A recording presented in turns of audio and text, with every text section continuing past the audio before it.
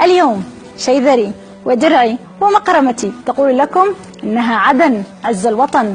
حلقتنا ستكون عن المدينة الخلاسية، خلاسية يحتجل البحر ساقها، تراود الريح ترتدي الفضة، تنسج من خيوط الشمس أدرعا، تغوي بحارة الجنوب، تضحي بقوس قزح لشراء تذكرة سينما.